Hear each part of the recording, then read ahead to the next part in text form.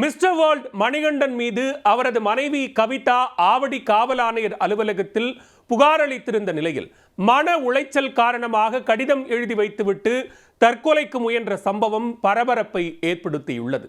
கணவன் மீது கவிதா கூறும் குற்றச்சாட்டு என்ன? மிஸ்டர் வேர்ல்டு பட்டம் பெற்றவரும் இன்ஸ்டா பிரபலமான மணிகண்டன் சென்னை காட்டுப்பாக்கத்தில் சொந்தமாக ஜிம் வைத்து நடத்தி வருகிறார். கடந்த 2001ஆம் ஆண்டு மணிகண்டன் சந்தியா என்ற பெண்ணுடன் நெருங்கி பழகி பண மோசடியில் ஈடுபட்டதாக புகார் எழுந்தது. அதன் அடிப்படையில் பூந்தமல்லி அனைத்து மகளிர் காவல்துறையினர் மணிகண்டனை கைது செய்து சிறையில் அடைத்தனர்.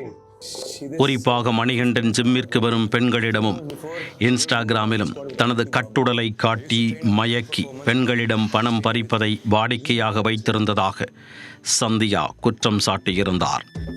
அப்போது மணிகண்டனின் மனைவியாக இருந்த கவிதா என்பவர் அவரை ஜாமீனில் எடுக்க பல லட்சங்களை செலவு செய்தார்.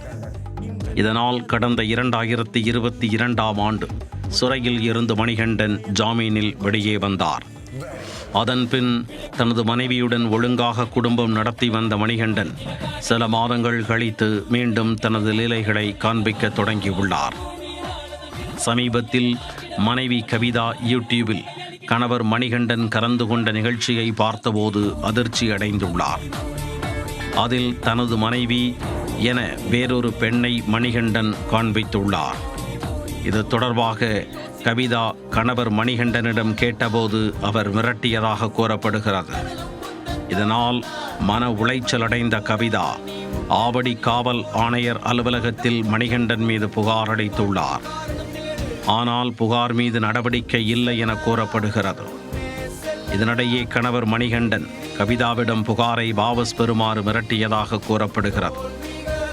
இதனால் மனமுடைந்த கவிதா கடிதம் எழுதி வைத்துவிட்டு தூக்க மாத்திரைகளை உட்கொண்டு தற்கொலைக்கு முயன்ற சம்பவம் பரபரப்பை ஏற்படுத்தியுள்ளது. தற்போது ஸ்டான்லி அரசு மருத்துவமனையில் ஆபத்தான நிலையில் கவிதா சிகிச்சை பெற்று வருகிறார்.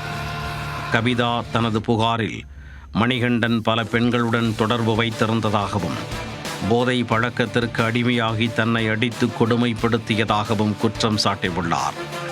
இந்த நிலையில்தான் அவர் வேறொரு பணக்கார பெண்ணை திருமணம் செய்து கொண்டதாகவும் தனக்கு உண்டான கடனை அடைப்பதற்கு இந்த திருமணத்தை மேற்கொண்டதாகவும் சொல்லி மோசடி செய்ததாக புகாரில் குறிப்பிட்டுள்ளார். இந்த புகார் சம்பந்தமாக பாங்காடு அனைத்து மகளிர் போலீசார் விசாரித்து வருகின்றனர்.